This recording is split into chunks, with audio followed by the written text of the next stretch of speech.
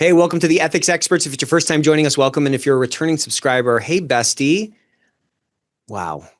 You are an amazing person. You see what happens when you subscribe to the Ethics Experts. You get a bonus greeting on every episode. On this episode, we talked to the one and only Ken Myers. You're going to love this episode. He has so many great ideas on how to reframe compliance. You know, we spend a lot of time on this podcast talking about how we can be more influential, how we can drive our programs forward, how we can drive our impact forward. And this guy is a real kind of next gen thinker. And just the way that he talks, you know, the tactics he has on how to show up and build those relationships, to build that trust, I think are absolutely phenomenal. So I hope you enjoy. Welcome to the Ethics Experts, where we're elevating ethics and compliance and HR to the strategic level it's supposed to be. Well, welcome to the Ethics Experts. So glad to get you on. I'd love to just kind of dive right in. You said compliance is a funny thing. Do you remember that? Remember when you said that? I do. Yeah. So why don't we dive in on that frame? Like, what do you mean by that? Yeah. So compliance, right? Like you're complying with something. What are you complying with? I think there's sort of two groups of work that you're complying with, or standards that you're complying with. On one hand, you've got sort of like the company brand, their own ideas, right? Like it could be what colors we use, what logo we use, what uniform we wear, whatever. And those things are put in place for the company because they think, yeah, it's going to make the employees work better. It's going to appeal to the customer. And these are things that management in a company can control. They choose it. They like it. So when it comes to compliance of those standards, they're in. They're totally in. And then you've got these other things, you know, those regulations, those things. They're the things that you are forced to do. And no one likes being told what to do. I personally can't stand being told what to do. And so, you know, you have this group over here of regulations. And, you know, a lot of people don't like regulations, or they think they're too much. And in many ways they are, but they're there for a reason. And so we create this kind of conundrum where people lose sight of the fact that just because they can't control it doesn't mean that there's no benefit of those regulations. So regulations typically are intended to defend or support or protect consumers, right? And you might not agree with all of it, but like at its core, it's what the consumer ultimately wants. And so if you disregard or downplay that group of sort of compliance, you're missing out on what your customer actually wants. So from a business perspective, you're not looking at the holistic view of what your customer wants. And so if you then think of like compliance as a function now, not like a concept, but as a function, now compliance is not just some policing activity. Now compliance is a mechanism of making the business more appealing to the customer. It is a customer-centric idea. And this is, you know, the work that we do, right? This is how you connect upper level management to this idea that actually we're here to support the business and the customer. We're not here to be a police. I've had literally hundreds of conversations with people in this space, and nobody said it that way. Right. Then I guess we're done, right? Yeah, we're done. Quickest episode ever. So hope you enjoyed that. No, but seriously, I mean, to your point, when we can connect, like there's a commonality between those things. Like you kind of put them into two buckets. One of like things we can just on a whim decide, and then things that are sort of like, you know, cast down upon us.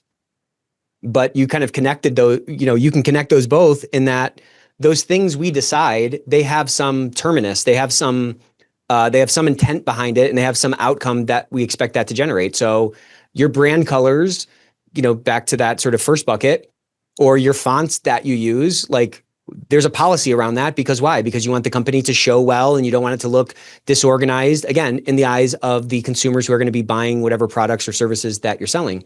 I think connecting those two things and recognizing that these regulations are rooted in the same thing, a better kind of client experience can do probably a lot to reframe, you know, the compliance function which ends up getting defaulted into and attached to and associated with, I hate being told what to do, and this person's always telling me what to do. To your point, I mean, it's a really important frame. Yeah. And so I think what you get here is it's, if you think I'm in a compliance function, we'll get in a minute, or many minutes, we'll get to like what that all looks like. But if you're in a compliance function, you have this really sort of perplexing job about how to influence people, right, to change their view around what is compliance. Like if I could give it a different word, I would. I'm sure it would just end up being like word salad or something, and it would just make no sense, right? Because at the end, you still are conforming to some set of standards. So that is the purpose. So it makes sense. It's a good word, but it comes with this negative feeling, and I think a lack of real understanding by most, except for people who have experienced really top level compliance. People, they don't get it. So if you take a younger business, they're trying to just survive compliance. This is not what they're thinking about. So right. you enter into this world and you say, oh, this is great. Well, yeah, except, first off, they got a million different things to think about. And they probably just want to go like, if you could just go into a corner now and just take care of this, that would be awesome, right? Like I'll actually pay you a lot of money to do that, which is cool. Yeah. However, the job is really about getting them to understand how, much like your salespeople or your marketing people, your compliance function, if done properly, is just as much a part of the customer solution, although more indirectly, I would say, right? It's still a service providing function. It is not a sales function. It's not directly related to revenue. But this is a way of, how you get them to realize that, oh yeah, right. You're actually interested just as much in our customer as everybody else is. So now we treat you the same. And now you treat us the way we want you to treat us. Yeah, there's so much in what you just said. My gosh. I love doing these podcasts because I get so many cool things to steal. So if you hear me saying that, just know that. Steal it. Credit it to you. There's no IP here. It's yours. Yeah, ideas are free. But this point you made, I think, is a critical one because it's really a reframe. And like this compliance concept, not from a department perspective, but like the concept itself is really about like business quality. Like quality is a level of excellence in something. Excellence in any sort of space is like a lower error rate, right? Whether it's manufacturing or, whatever, food production, whatever. Advisory services, like a low error rate corresponds to like a higher quality business. And like, there's a lot of different errors that a business can, like, there's a lot of, it's like, I forget what movie it is, but they're kind of crawling to steal the diamond. And there's all these lasers, like there's all these things that like we can trip off, the alarm. And I think when compliance now as a department or as a function is confused or not, there's confusion about its role, or to your point, it hasn't been reframed. Like you said, there is a lot of opportunity there's a lot less opportunity for that function to add the true value that it can add to the organization. Like it's just about professionalizing the business. It's just about driving more excellence through the business. It's about driving more process adherence and like, the mandate of like reducing fraud, waste, and abuse. Like waste is a big one in there. And like the biggest killer on any P&L that's soaked into all those, there's not a line item typically for like waste or like inefficiency, because there's inefficiency throughout the organization. There's waste in low employee engagement. There's waste in turnover. There's waste in hiring people and paying, recruiters. Like there's thousands of places for waste to like come up. And I think if what we're saying is true, then like it should also be, if something is a cube, it should be a cube from any sort of any like vantage point. And I think when we can attach to the client experience as a guiding, light, or we can attach to like business quality, it really does a lot to reframe what the role of compliance is. It's not just, I always talk about like, it's not a bumper sticker on the car. It's like a spoiler on the car, or it's like headlights on the car. It's not like this sort of cosmetic thing that like, oh, we have to have this thing.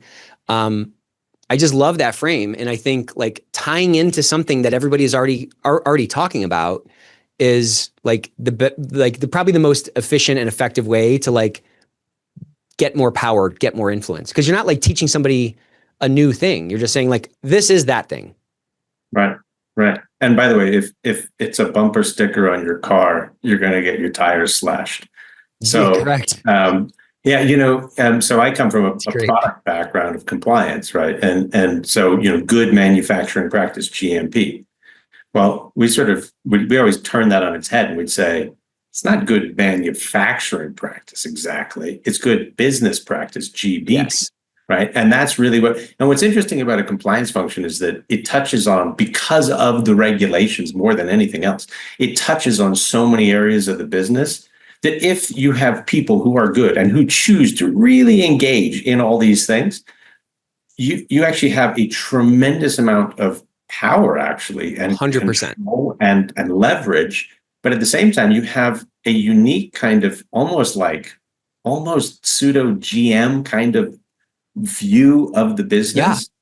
But you have to want to understand the business. And I was listening to, if you believe it or not, I was listening to your episode with Margaret McLean. Oh yeah. Yeah. And she started talking about, I don't know her, by the way. This is not like some planned thing, right? But it was really good. And she was talking about the business background. I have no business background. I just find it interesting. But if you don't have that business sort of inclination as a leader in this space, I don't think it's going to work. I just don't think, I think you're just then a technician. And technicians are extremely important in this space because you have to know your boundaries and you have to know black and white, right from wrong, ethics kind of things. But then for all of the gray, which is risk, right? Risk debates, risk discussions, decisions. Risk is nothing but a choice about one thing versus another thing, which is the business, right? Do they want that thing more than they want that negative outcome or, whatever it is. And so if you don't have that kind of thinking somewhere in your compliance organization, it's a tough one. It's a tough road. Yeah, it's a tough one, but you kind of said it right. There's this really unique vantage point that compliance can have, and there's this really unique impact that it can have on a business if it's, as you said, sort of done correctly. I've described it as like the circulatory system of the body. It touches all these different parts. It can deliver nutrients. It can eliminate risk. But it takes like a true integration with these different parts of the body, and like as you were kind of thinking about that, or as you were saying that, I was thinking about imagine a personal trainer who doesn't understand the human body. They're probably not going to be that good of a personal trainer. Or imagine a personal trainer who understands the body in general, but doesn't sort of craft your program to your current limits. Growth in personal training is going to be a function of where you're at and pushing it a little bit more and breaking those muscles down and building them back stronger. And that's going to the weight you bench press is probably going to be a different weight than mine, right? Or whatever, we're all coming from these different spots. And so the best personal trainers are able to obviously understand the body, understand the complexity of it, and also understand where their client is at, and give them a program that's going to allow them to see the gains most quickly or most effectively. But it comes to to your point of knowing where that person is at. You know what I mean? And if we think that compliance is just one size fits all, and it's just you take this thing off the shelf and you just plug it in, and then we just leave so much opportunity for impact, for improvement, for driving more excellence in the business on the table. It's just totally wasted. And then we end up falling into this stereotype that so many people kind of find themselves in, where, oh, I'm apart from the business. Oh, I'm a cost center. Oh, I don't have the resource they need. Well, guess what? Nobody has the resources they need. And everybody else has to figure out a way to put the ball in the net. And I just freaking love that reframe. And I just love the way you put that. So I think what you just used the word client. And I think this is an important way of thinking about it. And it's, if you're a consultant, let's say, and you work with a company, they are very clearly your client. Yeah. And you see that world, you go, wow, okay, I have to understand where they're coming from. Right. And I service them and they pay me to do this work, which is interesting because I think the same is true if you're within a company, except, when you're within a company, you think I'm an employee of this company, right? And suddenly there's more of this feeling of like, I have a right to be here. I need to be here. And that's Right. sort of true, right? Like, I mean, yeah, I think it's good that we're all here, except if you don't view your customer or your client as the one who butters your bread and really like almost empathize with where they're coming from, you're stuck, right? Like when's the Totally. last time outside of like consulting or some sort of service company, when's the last time that a compliance function directly generated revenue? I'm not Right. aware of one, right? So it's like you have people in the company who are directly there to generate revenue.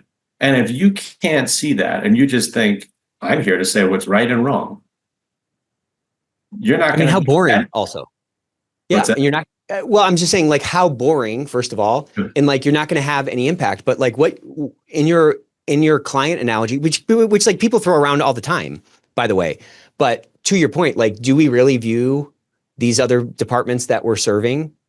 Do we really view our work as serving these other departments? And do we truly view them as quote unquote clients to the same extent that, uh, a consultant is viewing, their relationship with their client as a client? Like, to maintain that relationship, what is it going to take? It's going to take you like adding value consistently, right? Like, if you bring in a fractional marketing person, they better start freaking adding some value, or they, I'm not going to be their client that long. You know what I'm saying?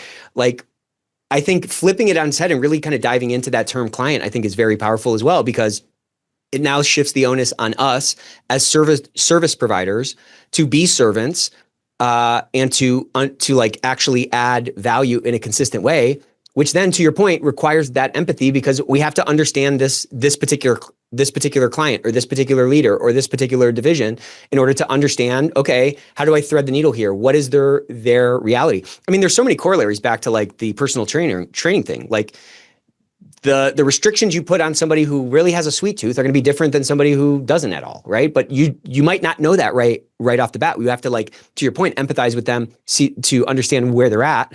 And really, I think the more of that we lean into, the more the higher the odds that what we do is going to actually add value. And then, like, this branding problem that compliance has kind of starts to take care of itself. Right. And so the other thing I would add to that is when you're a consultant, your customer's different every single time. Great point. When you work with a company, you think that your customer is the same every single time, except that businesses evolve and what people in those sales and marketing and other roles are asked to do changes over time. And so they're not coming from the same perspective at all, which means you have to continuously sort of re-ask the question of who are you? What are you here? What are you trying to achieve? I see a lot of this kind of staleness where you're Totally. like, well, I work for this company. We operate in one way. And, to be fair, like, again, if you're not in touch with the business and where it's going, and you're not keeping up with the quarterly reports and the vision, and if you're not following that, you just go, oh, well, I still work with Bill and Sue, and they're the same people, so I presume we treat them the same way this year and next year. Well, no, like, their job is dynamic, and so is ours. And so, right, if you're going to provide that service, then you got to keep asking. And I'm sitting here going like, well, of course you do that. It's super hard, right? Like, It's totally hard.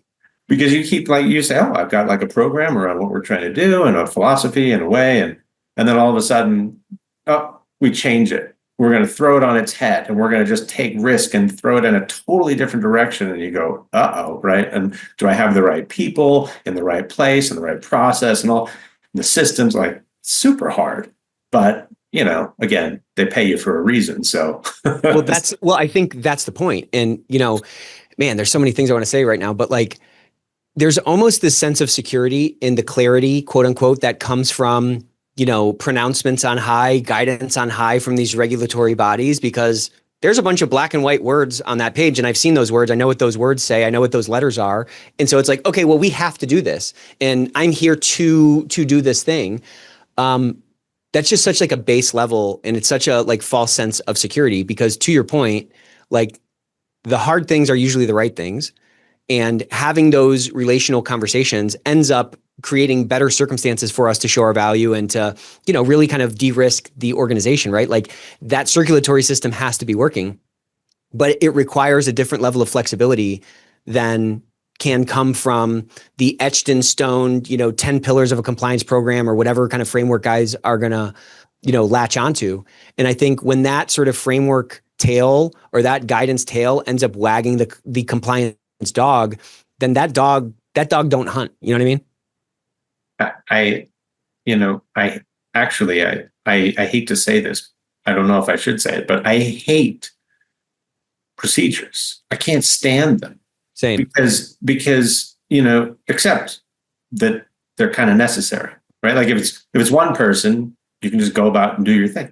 If it's 40 people and you're trying to actually get them to sort of like coalesce and align and do one thing, then procedures become important. But to your point, at some point, those procedures just become this beast. This is where bureaucracy, this word keeps coming back, and it's no longer helpful. So if you realize that you've got, procedures that are in your books for 10 years, probably doing something wrong.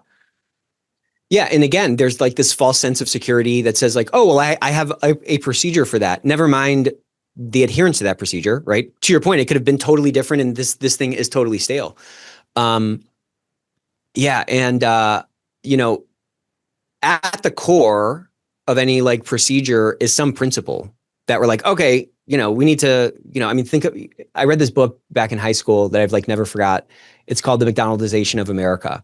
And it was about how McDonald's was able to scale so much and how we see McDonaldization across all these different businesses, right?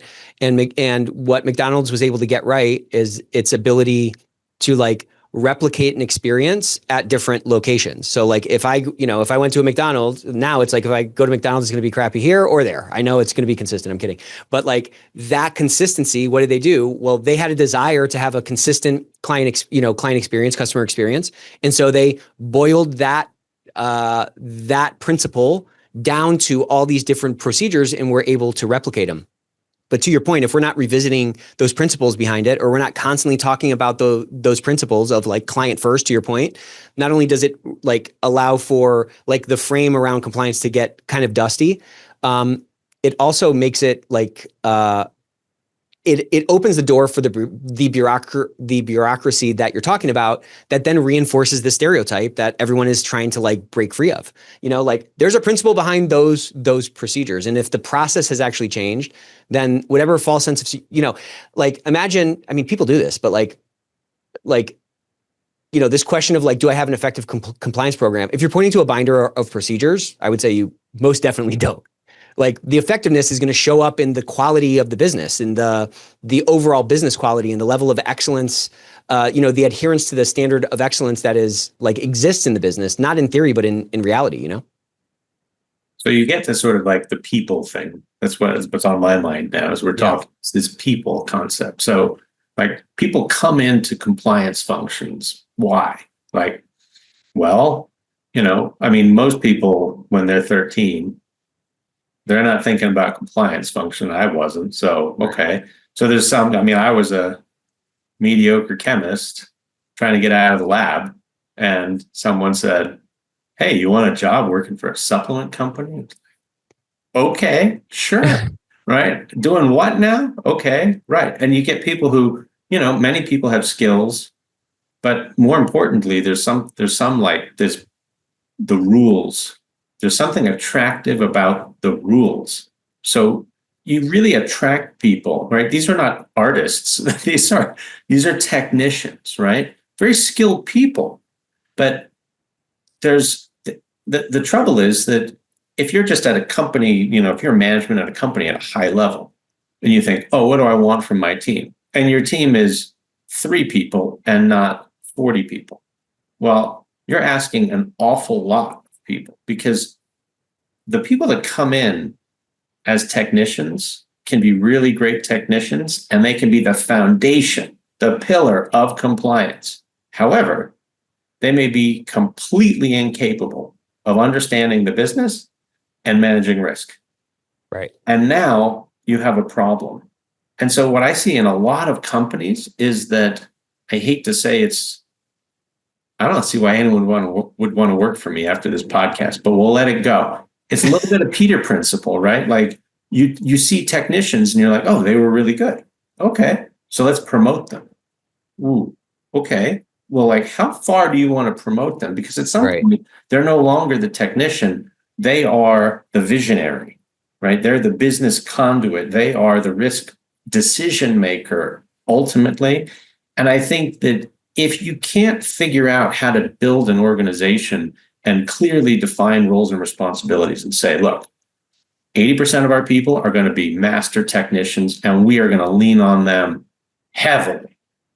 However, there's these other people who have this totally different skill set, who may come from a different background, and they get it and they can lead the way and they can help us with the risk. If you have all of those things, you're in good shape. But if you're asking people to do something that they're not comfortable with or they're not particularly good at, it's tough. Yeah. And that's what happens because you start with one starts with a compliance function of whatever kind, starts with one person, and it almost inherently has to be a technician. Right. And then what? And then the business grows and it's like, well, okay, now what? We're going to hire. Unless you have the foresight to hire some higher level person, and do you want to spend that kind of money? Probably not. Right. On a cost center, yeah. Right. And so, these are the sorts of growing pains of a compliance organization, which kind of contribute to this bad rap that you were talking about a second ago. Interesting. Okay, that's a gracious, I think that's gracious and probably right. But there's also, just to kind of go the other way with it, there's also a necessity to like build the skills that we don't have so you don't become that Peter. You know what I'm saying? So like maybe for the first phase, again, I'm not throwing stones at anybody here, but like for the first stage, when you're standing a program up, fine, you have to lean on that technical piece. But I'm just saying very quickly, it becomes an influence game. It becomes a human game because like you have to get other people to follow, cool, I have this great policy book, or I just came up with these great policies and I put this training together, whatever. Like that's not the end of it, the game. It's the start of the game. Now, like people have to follow that and people have to the behaviors have to change. So like, I find that those of us in these guardian positions that lean too heavily into our preferences are maybe natural preferences and aren't looking for opportunities to like expand our quote unquote skill set by getting better at some of these other things.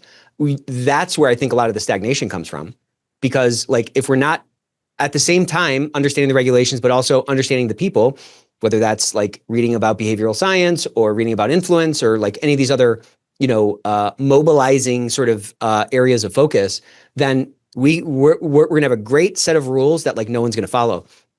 And I saw this TikTok, and I think there's like maybe like a metaphor or corollary to it. And this guy was talking about how everybody thinks that the body is supported by the skeleton.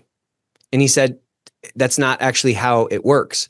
The body is, that skeleton, I'm going to botch this, but like the skeleton is a supportive structure, but the skeleton is floating in the fascia. So like your fascia is actually what's supporting it. And like, if we think our compliance program is the skeleton and that's what's going to just support the company, and we don't recognize that the fascia, which is like the culture of integrity, the extent to which people actually like behave in a compliant way, we're going to make decisions that are not actually conducive to like maximizing the, kinetic energy possible in that body. You know what I'm saying? Mm-hmm. I don't know. I gotta find it again and like work on it. But like what you were saying, I think kind of like sparked that connection in my mind that like the skeleton floats in the fascia. The structures that we put in place are only as good as the adherence or the adoption or the digestion of those things by the people in the organization. And to the extent that we're just like, oh, it's just a skeleton, well, then we're not going to get as healthy as we can be or something. Yeah. And you're kind of, I know within a lot of companies, there's this kind of tug of war between, are you going to come in and roll up your sleeves and get some work done?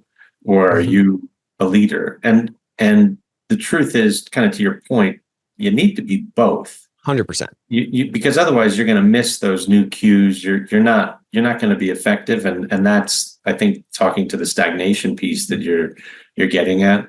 And to me, the mechanism of getting in there is the risk piece. This is a little granular, but I think like you can't make a risk decision without sitting down with your technicians who know the basics and saying, tell me all about this, right? Tell me everything you know about this and help me understand, like, is this really a big thing or a small thing? What is this? And you learn, I do anyway, like a ton talking to people who otherwise are left to do their job every day. And, you know, I stay away and let them, that's great. But this is definitely a way. I mean, if you're managing risk and you're not talking to those people, something's funny.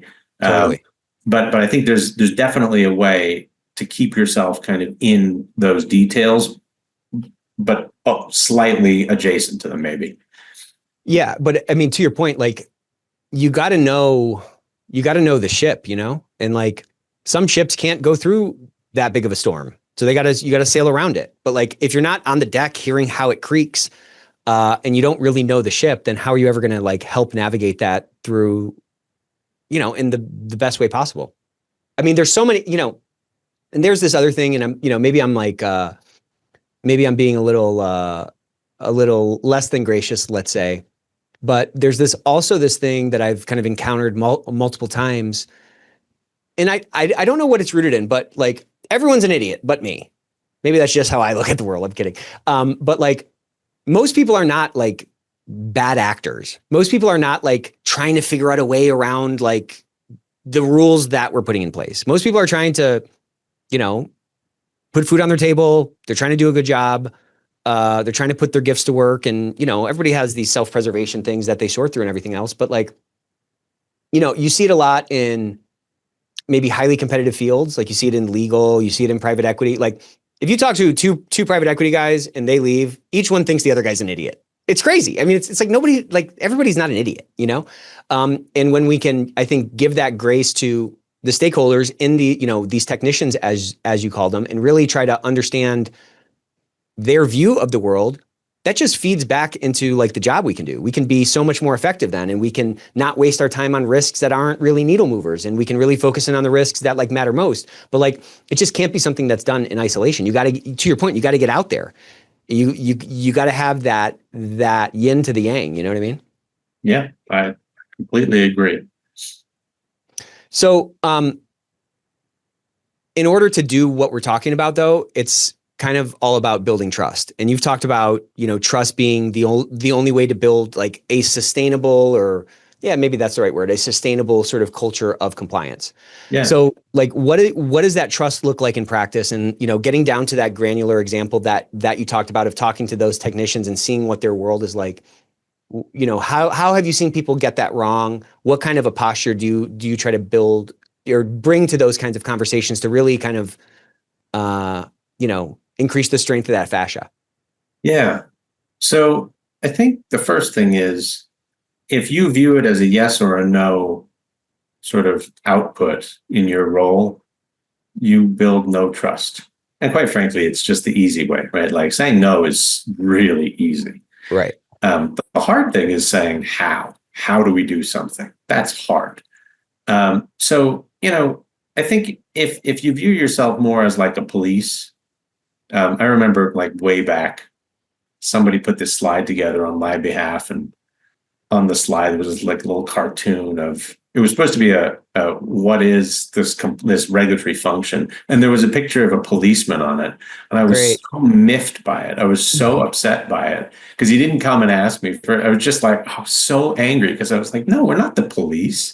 That is not what we are. Because if we're the police, nobody comes to us. Like, what do you do? You know, if you see the police on the road, you're like, oh, they've got the radar gun out. I'll slow down right now. And then as soon as I pass them, right? Yep. And so, you know, you can't be the police. You have to see yourself in a different light. And then it gets interesting because, you know, you probably hear this all the time. Like, well, so-and-so didn't come to me. They didn't come to me at the beginning. They came to me in the 11th hour just looking for me to rubber stamp something, and I couldn't do it. And so my back was against the wall, and I had to take a more conservative posture because I didn't have all the facts. So what was I to do, right? And this is just this perpetuating Totally whole cycle, right? So go the other way with it, which is like, okay, as soon as people realize that you're working with, that you're not black and white, yes or no, and you say, hang on, let me first, let's talk about a different way of communicating this. So instead of saying no, you say, the regulations state this. Let's start there, okay? Now, the enforcement might look like this. The practice in the market might look like this, blah, blah, blah, blah, blah, right? So now you're opening the door to like, well, maybe there's a different way of thinking about this, right? Yeah, yeah. And then you see people's, I mean, I'm kind of like fast tracking this conversation, right? But it takes time. But like you see people's eyes open up and they start saying, oh, wait a second, like you're actually trying to help us. Right. Oh, okay, cool. And then you start saying, okay, well then here's like, you have to present multiple options. You can't just say, well, the answer is maybe. You have to say, exactly. It's like, all right, the answer is maybe, and here's 4 options, and they come with different pros and cons, and here's what those things are. Hopefully this is important enough for us to actually take the time to do this, because let's not do it on stuff that doesn't matter. So that there's that kind of component. And then all of a sudden you see people engaging, and they're like, oh, wait a second. You're interested in what we're doing. You have ideas. We can come to you. You're like, wait, you're a partner. Right. The cow, you're a partner. And then with that, when you know it, at the beginning of the project, they come to you and they say, we want you to know because we want your input. Like we don't, and again, they're not looking at you as like a compliance person. They're looking at you as a business partner. Exactly. And the second that you earn that trust and you become a business partner, it actually gets really easy. Now that's as an individual doing that across an organization, again, more roles and responsibilities. Who's going to do what? Because I see a lot of people that say, oh, I expect that if I talk to person number 2, they're going to be able to do all the things that I just described, which they can't. Right. There's no way. Right. And so like you have to educate everyone internal to your function and external to your function to say, you go to these people for this. And when it's this, you escalate and, but don't worry, we've got your back. And it's the hardest thing in the world. And yet it took me 2 minutes to explain it because it's so simple. Right. So simple. Well, and also, if you think about someone complaining that they're not brought in until the 11th hour, that to me is always rooted in like a fixed mindset. It's almost like a victim statement. It's like, well, they're not doing, like, why are they not bringing you in earlier? Well, everybody is like self-motivated. Everyone is like, I don't know. Everyone cares about number one, first and foremost. So like, if you've positioned yourself as that business partner and as a business person that's wearing the same jersey and trying to help them get things unstuck and help them run down the road of commerce faster, and they believe it's in their best interest to do that, well, then they're automatically going to bring you in. Like that's the relational power. It's not the positional power to say, well, you should.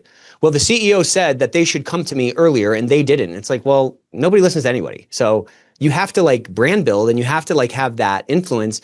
And I think at the core of it, it might seem, excuse me, it might seem transactional or something, but like people denominate everything in value. Like, is this bringing me value? I think at the end of the day, people spend the time on the things that matter most. Like there's always time for the things that are important, and everyone's hierarchy of what's important is different, but people spend their time and their money on the things that they think matter most. And I think when you can have that kind of posture, and I think it's really a mindset to say it's on me to change this perception, or it's on me to create better circumstances so that I'm not brought in on the 11th hour. And the problem starts with me, or the opportunity to drive the change is with me. I mean, I feel like it's a totally different approach, and it's a totally freeing approach, because now I'm not like giving the steering wheel of my life and giving the steering wheel of my effectiveness to like someone else and crossing my fingers that there's enough like berating by leadership to bring me in begrudgingly. I mean, that's never effective. You know what I mean? Right. And so now let's take that and put it on steroids. So now let's make it super fun. So everything we just talked about, but now here's a little trick, which is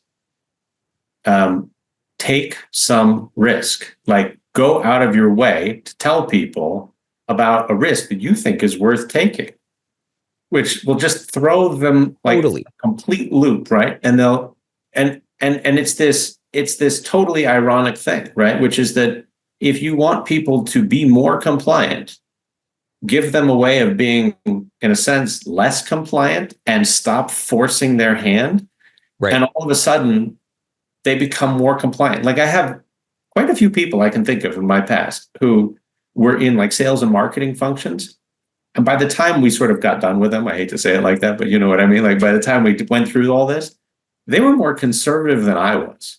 And I thought, we went too far, right? The pendulum actually went too far. And now we got to come back because their job is to innovate. Like, I'm supportive of that, and that's wonderful. But we have to make sure that they don't become too conservative because they're going to lose their competitive mojo. And but like it speaks to the power of like when they see that, like, you know, that, wow, you can take that risk. You would accept that risk. Well, yes, I would accept that risk, but with my understanding of the business, you still have to think about it from your understanding of the business and see if I'm missing something, because it's not, do I want to do something? It's, do I want to do something versus something else, versus some other outcome, right? And so it's the weirdest thing. Like, if you can just say to people, let's take some risk. Like, what if you just walk into a room and you go, let's take some risk, and they just kind of look at you like, what now? Wait a minute. Who are you? Right. I thought you were and it's complicated because, you know, like, you wouldn't want to quote me on that, right? Like, as an individual quote with no context, because you'd go, well, then you've got some stupid compliance person who, this is all wrong, right? Like, who's paying this guy? No way, no way. But it works. And then you can bring it back, and you just have to keep that pendulum kind of flowing. Again, it's this like constant evolution. And suddenly you realize you're being effective, right? You're being effective when you've got people outside of your function who are thinking about your function. They respect it. They respect the practices, but they're not going to go too far in either direction. You want them just floating somewhere in the middle, and floating in that fascia. Yeah. And the fascia. I got to find the clip and send it to you. But you know, what you kind of just described is, like, we have to show up as business people, and that's what people are doing all the time. Like, there's very rarely a very clear answer. You know, we're kind of walking backwards through life. Like, we can't see what we're walking towards because we can't see the future. And I think when we can show up in that kind of a way, it really helps them to see that, hey, I'm like you. And like, the key to influence, I think, is two things. You like me and you are like me. It's like those two things. If we can bring those two things to the interactions, I think we can totally fast forward the influence game. And you can do a lot to like break. I mean, what you're talking about is like a pattern interrupt. It is like the most powerful thing. I talk about it like daily, like a pattern interrupt. You know, if we're selling and you expect, you know, you expect a form email, and I send an email that's clearly not a form email, that's clearly to you, that's an interrupt of the pattern. If you expect me to show up as a jerk and I show up with a lot of humility, that's a pattern interrupt. And those pattern interrupts have make a disproportionate impact on the minds of the people that, like, you know, we're talking to. You know, you can watch an entire, you know, I don't know, like, you can watch a movie, or like, I can think back to a movie that I've watched. I can't even remember what the movie is, but I remember that like the projector in the movie theater messed up. Like, I remember that moment. That's a clear pattern interrupt. So like, there's so much power to like hack the human minds that we're trying to influence. And there's so much opportunity to show up like a business person. Like, if every other person we're trying to influence is a business person, meaning they don't have clear, you know, the course of action is not clear. You have to make, you know, real-time decisions in a changing landscape of risk and opportunities and all that kind of stuff. The worst thing we can do is show up with our binder of like regulations and say, well, it's, you know, it's my way or the highway, or it's yes or no, or it's black and white, as you said. Like, why do people struggle with that? Because I mean, you just described it in 2 minutes. Is it just a competing priorities thing? Is it the security that comes from the clarity that a plan presents to us, and we sort of personalities that are highly conscientious and value sort of stability oversample into this space? Like, what do you think the thing is? I still go back mostly, not entirely, but mostly to personalities. Yeah. And so, like, I don't know if you've ever done this, but there's something called the color code, which talks about people's motivations, not like where they are today, but motivations, which are supposed to be consistent through life. And you have like, fun seeking, power seeking, do good people, and then these sort of like neutral, make everyone happy kind of people. And I think you often find do-gooders who get into compliance because it's a good thing to do, right? And they sort of often are the ones who have that technical background that would make them qualified to do the role. And then you have some people who are the power seekers. And if you can point to a regulation, wow, that's a lot of power, right? I mean, yeah. And then like, I'm white, I am this neutral thing, which I'm sure drives many people insane. But being in the nexus, in the middle of this thing, right, and saying, I want to take everyone's inputs into account, it works very well for me. I'm not suggesting that you can't be any other, anyone can do this. But if your real motivation in this is to be right or to be powerful, you're going to struggle. I mean, it is an uphill battle all the way through. And again, those qualifications can be really good for other aspects of compliance. But if you have that as like leadership and it's shining through, it's really tough, right? It's extremely tough. And and also I think sometimes we take this group of people, assuming you're lucky enough to have a group, and you say, oh, they're technicians, they're just doing stuff. And, we'll just let them work. Well, if you expose them to the business, which they have often very little understanding of just because of like where they are. And where they spend their time, yeah. Yeah. And so like, just very narrow scope. And I've spent like hours and hours going over with people all over the world saying, here's where the business is. Here's what you do and how it connects to the business. And they're like, oh, right. I get it, right? And even though they get it, it still takes, it's a constant process. But if you kind of go like, well, we're a compliance function and we're just over here in the corner, right? And we behave it that way and we treat ourselves that way, it becomes this self-perpetuating, horrible outcome, right? You're never going to advance. And I think there's a lot of that goes on. I see a lot of very similar personality traits across the industry, across the function in the industry. And I think, I'm sure there are other things, I'm sure, but always come back to that. That's interesting.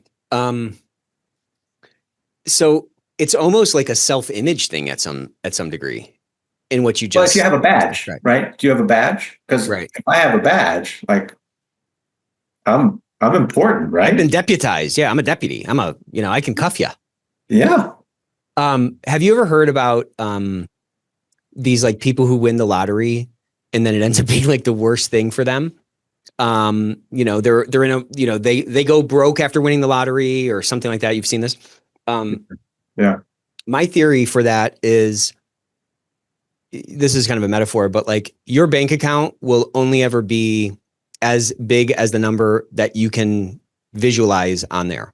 And so like if these people who are playing the lottery, they can never truly like visualize themselves as being a millionaire, then they're going to somehow subconsciously correct that dissonance. There's like a subconscious dissonance. Or, if you're seeing My 700-Pound Life, like until those people can kind of visualize themselves as 300 pounds or 200 pounds, they're going to stay on the futon. You know what I'm saying? So like we have to work on that mindset, because like we all have a self-image, like we all have a picture of ourselves. And sometimes that comes from the objective reality that we see in the mirror. Sometimes it comes from the stories we've been told or the experiences we've had. And I think there's a lot of opportunity in like seeing or like trying to observe what those limiting beliefs might be. Because if somebody believes, well, we're just compliance and we're never going to be able to make an impact here, well, then your life is just like a series of like marginal decisions. Like, what am I going to do in the next 5 minutes? And like, if you're going to disproportionately sample things that like are going to reinforce that. Why would I ever spend time trying to build trust with these other departments? Or why would I ever spend time that I don't, where I don't know if I'm actually going to get anything for it, to understand sort of this aspect of the business? At the margin, I'm just going to keep doing what I was doing before. So like, again, maybe it's kind of a corollary to that, that thing we were talking about with like being brought in at the 11th hour. But if you only ever think you're going to get brought in at the 11th hour, you're right. Because you're never going to do the things that are going to change the course of that ship. You know what I mean? That's right. And in a way, like as we're talking, I'm thinking, I think we've just described everybody, right? Like, I don't think this is not a compliance issue. If I agree, I look at like people in sales and marketing and I say, are you spending time thinking about the evolution of the business and how to be more effective and more efficient? And the answer I would get most of the time is, we don't have time for that. We're trying to go and generate revenue. Totally. And so the difference is, this is the life of a service provider, what we're talking about. The burden is different on a service provider because we don't generate directly the revenue. And so we have to prove ourselves in a different way. It is somehow acceptable for some other functions who are generating revenue to just go and do that and not get lost in all these little details, And but I would say though that the ones who are truly successful in those revenue generating things, they're constantly looking at themselves and how they can get better and how they can look at the problem better and how they can change their talk tracks. I think from a distance, sometimes it's like, well, like our SDR team, I mean, that's a very hard job. These guys are reaching out to people who don't know about our company. They're pounding the phones all day. Like, it's a very tough job. But guess what? Whatever was working 6 months ago isn't working now. And the guys who aren't constantly evolving, they fall off. And the ones who are consistently at the top of the game, they're constantly like trying to be this heat-seeking missile and like change their approach and change their tack and integrate new talk tracks and, into what, the performance of their job. So I think you're right. I think we are just kind of talking about people. And I think, the cost of not being in that continuous improvement mode is going to show up in different ways in different kind of departments, depending on maybe like where you are on the P&L. If you're toward the top, maybe it's going to show up in a different way than if you're the service provider that you're talking about. It's sometimes a little bit harder to like point our finger to the exact dollars and cents impact that we've had. But if we don't believe that like we are having that impact, look, I can't describe it, but I know that not going to Chick-fil-A every day and instead eating a salad is building my health. Like, if I don't actually believe that, then it's going to be easier to go back to Chick-fil-A and get that 12 piece. You know what I mean? Yeah. And maybe we should just write a book and say, these are key success metrics for successful people. And that's it. Because I think it is funny to me how we sort of, because this is the world that we live in, we look at it like this is our world. And maybe that's part of our problem. That might be right. Maybe we just need to say, hey, wait a second, we're all humans. We all have the same problems. We're just coming from different angles, right? Maybe we just, the same grace that we provide someone else, they provide us, because we just need a little bit of empathy, a little bit of understanding and some education. And you can forget a good compliance organization, you can build a great total organization around people who get that and have that leadership. And some people do that really well. And some people don't. And when you have holes in a organization, it's like, the one rotten apple spoiling the bunch, because you break the chain and suddenly it's holistically just not good. So I think we got something here. We do got something here for real. There is this, what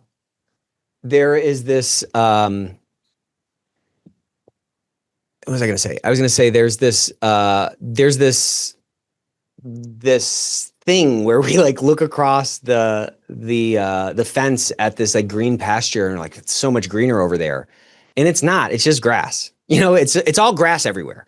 And I think if we think, and I think the reason I'm so excited about this space and this this industry is, I mean, it's such an interesting mix of all these different things. You have to be a leader, you have to be influential, you have to be technical, you have to know the business, you have to be a business person. Like there's so many things that you have to get right to be really, effective in this role. And we're kind of at this like adolescent stage of our industry and of our functions. You know what I'm saying? It's like there's so much opportunity. There's, the innovations that are available in terms of how we show up and how we frame ourselves to the business can have absolutely transformative effects on the business and on the bottom line.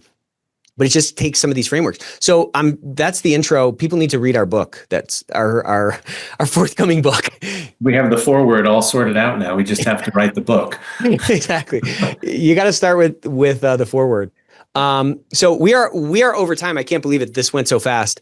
I appreciate you coming on, man. I'd love to have you on again in the future. I feel like we were just kind of scratching the surface, but you will be hearing me talk about that framework you said a lot, because I think connecting to the thing that matters most is so mobilizing and so animating. So thank you so much, Ken.